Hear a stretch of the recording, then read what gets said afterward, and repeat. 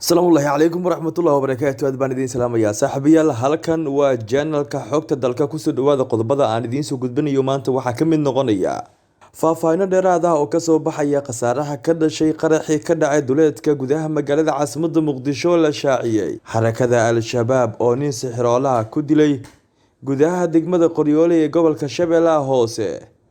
Dowladda Soomaaliya oo deeq caafimaad gaarsiisay qaybo ka mid ah maamulka Galmudug. Hogaamiyaha maamulka Koonfur Galbeed Soomaaliya Cabdicasiis Leftegareen oo amar siiyay guddiga ka hortagga caabuqa Covid-19. Axmed Madoobe oo Kismaayo ka furay shir dib u heshiisiina dadka caabuqa Covid-19 ugu geeriyooda maamulka Somaliland oo sii kordhaya. Magaalada Balad Xaawo oo lagu arkay dad u geeriyooday caabuqa Covid-19. Qodobadaasi qodobo kaleeto ayaa daawan doontaan saaxiibayaal. Iminkana kusoo dhawaada warkii oo faahfaahsan. Taariikhdu waxay ku beegan tahay 31 May sanada 2020. Waayahay daawadayaal, haddii aynu ku bilaabno bal warar dheeraad ah ayaa ka soo baxaya qaraxa nooca miinada ah oo qabsaday gaari ay la socdeen dad shacab ahaa xilli ay marayeen agagaarka isbitaalka Xaawo Cabdi ee duleedka magaalada caasimadda Muqdisho, kaasi oo sababay khasaaro dhimasho iyo dhaawac. Gaariga qaraxa qabsaday oo ahaa nooca Soomaalida ay u taqaanto hoomeyga ayaa la sheegay inuu ka baxay gudaha magaalada caasimadda Muqdisho, isla markaana uu ku sii jeeday degmada Wallaweyn ee gobolka Shabeellaha Hoose. Mid ka mid ah dadkii saarnaa gaariga oo dhaawac fudud ka soo gaaray ayaa sheegay in 2 ruux ay markaasi ku geeriyoodeen, sidoo kaleeto lagu soo waramayo in dad badan markaasi ay ku dhaawacmeen. Gudoomiyaha deegaanka Lafoole ayaa dhankiisa waxa uu sheegay in gaariga uu ka ambabaxay ex-control Afgooye kuna wajahnaa gudaha degmada Wallaweyn ay saarnaayeen 22 ruux oo 6 ka mid ah ay geeriyoodeen halka 14 ka mid ahna ay dhaawac markaasi ka soo gaareen. Agaasimaha isbitaalka Madiina ayaa sheegay in isbitaalka la keenay 13 ruux oo 7 ka mid ah ay dhaawac hayeen iyo dhimashada 6 ruux kuwaasi oo ka mid ahaa dadkii ku waxyeeloobay qaraxii ka dhacay deegaanka Lafoole ee duleedka magaalada caasimadda Muqdisho. Laamaha ammaanka dowladda federaalka Soomaaliya weli wax war ah kama soo saarin qaraxaasi ay ku waxyeeloobeen dadka rayidka ahaa oo saarnaa gaari hoomey oo ku sii jeeday gobolka Shabeellaha Hoose. Badi xarakada Al-Shabaab ayaa wadooyinka muhiimka waxa ay ku aasaan qaraxyada nooca miinada ah. Waayahay daawadayaal, markan haddii aynu eegno xarakada Al-Shabaab waxa ay oday da' ah ay ku toogteen fagaare ku yaala qaybo ka mid ah gobolka Shabeellaha Hoose. Dagaalyahano ka tirsan xarakada Al-Shabaab ayaa lagu soo waramayaa in shalay gelinkii dambe nin da' ah ay ku toogteen fagaare ku yaala deegaan hoostaga degmada Qoryoole oo ka tirsan gobolka Shabeellaha Hoose. Ninkan oo magaciisa lagu sheegay Abuukar Xaaji Cumar ayay xarakada Al-Shabaab waxay ku eedeeyeen inuu sixiroole ahaa isla markaana uu ka shaqeynayay muddo 5 sano ah. Sidoo kale waxaa goobta lagu toogtay ninkaasi ku sugnaa qaar ka mid ah dadka deegaanka weliba xubno ka tirsan dhaqdhaqaaqa Al-Shabaab. Marxuumka la toogtay oo caan ka ah gobolka Shabeellaha Hoose ayaa in muddo ah gacanta ugu jiray kooxda hubeysan ee xarakada Al-Shabaab, iyadoo maxkamad hoos tagta ururka Al-Shabaab ay horey ugu riday xukun dil toogasho ah. Ugu dambeyntiina lagu toogtay fagaare ku yaala gudaha degmada Qoryoole ee gobolka Shabeellaha Hoose. Waayahay daawadayaal, markan haddii aynu eegno wararka ku saabsan dowladda Soomaaliya waxay deeq caafimaad gaarsiisay qaybo ka mid ah isbitaalada ku yaala maamulka Galmudug. Wasaaradda caafimaadka maamulka Galmudug ayaa maanta deeq daawo ah kala wareegtay xubno ka socday guddiga gurmadka qaran ee Covid-19 ee xafiiska ra'iisul wasaare Xasan Cali Kheyre. Wasiir ku-xigeenka wasaaradda caafimaadka Mahad Caabi Ciise ayaa gudoomay deeqdan oo markaasi la geeyay gudaha magaalada Gaalkacyo si looga hortago cudurka Covid-19 oo kiisas ka mid ah laga helay deegaanada maamulka Galmudug.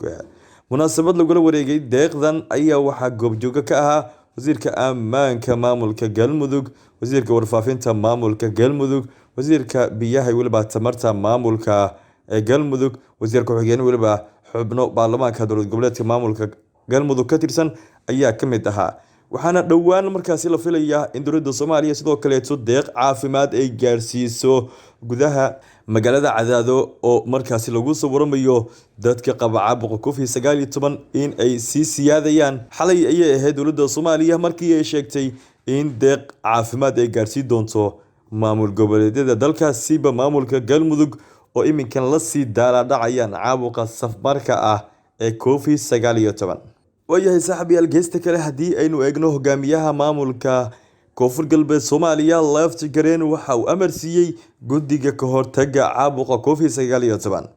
madaxweynaha dowlad goboleedka maamulka koonfur galbeed Soomaaliya Cabdicasiis Xasan Maxamed Left Gareen ayaa faray guddiga ka hortagga maamulka koonfur galbeed Soomaaliya u qaabilsan caabuqa COVID-19 in maalin walba bulshada ay u gudbinayaan warbixino la xiriira xaaladda caafimaad ee ka jirta deegaanada maamulka koonfur galbeed Soomaaliya.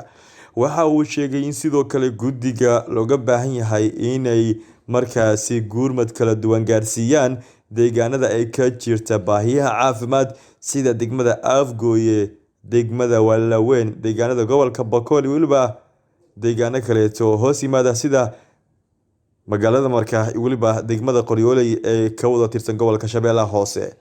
dhammaan xubnaha guddiga ka hortagga COVID-19 ayaa ugu baaqay inay dardargeliyaan howlahooda isla markaana sidoo kalena ay sameeyaan wacyigelin la xiriira caabuqa COVID-19 in dadka badiya iska ilaaliyaan. kan kale haddii aynu eegno saaxiibayaal hogaamiyaha maamulka Jubbaland Axmed Madoobe waxa uu magaalada Kismaayo ka furay shir dib u heshiisiin ah. madaxweynaha dowlad goboleedka maamulka Jubbaland Axmed Maxamed Islaam ayaa maanta wax magaalada Kismaayo uu ka furay shir loogu heshiisiinayo beelo dhowaan ku dagaalamaya deegaano ka tirsan gobolka Jubbada Hoose. shirkan oo uu soo qaban qaabiyay maamulka Jubbaland ayaa waxa goobjoogo ka ahaa inta badan odayaasha dhaqanka labada beelood ee ku dagaalamay duleedka magaalada Kismaayo, xildhibaano iyo wasiiro ka tirsan maamulka Jubbaland, saraakiil sidoo kaleeto iyo mas'uuliyiinta ugu sareysa maamulka Jubbaland ka tirsan. shirkan oo ah mid lagu soo gabagabeynayo waan laga dhax waday beelaha ku dagaalamaya duleedka magaalada Kismaayo ayaa madaxweynaha maamulka Jubbaland Axmed Madoobe waxa ugu baaqay odayaasha labada beelood inay dhaqangeliyaan heshiiska ay wada gaaraan. muddooyinkii ugu dambeeyay magaalada Kismaayo waxa ay martigelinaysay dagaal beeleedyo markaasi ka dhacayay qaybo ka mid ah gudaha magaalada Kismaayo, waxaana inta badan lagu soo waramayaa in dagaal beeleedkaasi u dhaxeeyay laba beel oo markaasi isku haysay dhul daaqsimeed walow iminkanba la xaliyay dagaalkaasi. waayahay saaxiibayaal haddii markaan aynu eegno dadka qaba caabuqa COVID-19 ee u geeriyoonaya maamulka Somaliland ayaa waxaa lagu soo waramayaa in ay sii kordhayaan. Somaliland waxa ay maanta shaacisay natiijada dad looga shakisanaa cudurka COVID-19 kuwaasi oo baaritaano lagu sameeyay qaarkood laga helay cudurka COVID-19 halka dad hor lehna ay u geeriyoodeen caabuqa COVID-19. war ka soo baxay guddiga maamulka Somaliland u qaabilsan xakameynta cudurka COVID-19 ayaa lagu sheegay in dadkii la baadhay ay 18 qof ka mid ah cudurka laga helay kuwaasi oo kala jooga gudaha magaalooyinka Hargeysa, Burco iyo waliba Berbera isla markaana ay ku jiraan xaalad iminkanba karantiila. sidoo kale guddiga waxay sheegeen in laba ruux oo hor leh oo deganaa gudaha magaalada Hargeysa ay cudurka u dhinteen taasi oo dadka deegaanka maamulka Somaliland ugu dhintay COVID-19 ee ka dhigmaysa ama ay gaaraysaa 21 ruux. ugu dambeyntii guddiga ayaa waxay sheegeen in tirada guud ee cudurka COVID-19 laga helay deegaanada maamulka Somaliland ay gaartay 304 ruux. 40 qof waxaa lagu soo waramayaa in ay ka bogsadeen halka 21 ruuxna ay u geeriyoodeen caabuqa COVID-19. deegaanada maamulka Somaliland badi waxay iminkan la sii daaladhacayaan caabuqa COVID-19. wasaaradda caafimaadka maamulka Somaliland waxa ay sheegtay in dhowaantan markaasi la furayo goobaha waxbarashada, goobaha dadka isugu yimaadaan sida hoteelada iyo waliba maqaaxiyaha kuwaasi oo inta badan muddooyinkii ugu dambeeyay gabi ahaanba markaasi ka xirnaa deegaanada maamulka Somaliland. waayahay dawadayaal ugu dambeyntiina haddii aynu eegno bal dad lagu arkay calaamadaha COVID-19 waxay ku geeriyoodeen gudaha magaalada Balad Xaawo ee gobolka Gedo ka tirsan. dadkaasi ayaa inta badan muddooyinkii ugu dambeeyay waxay la sii daaladhacayeen caabuqa COVID-19.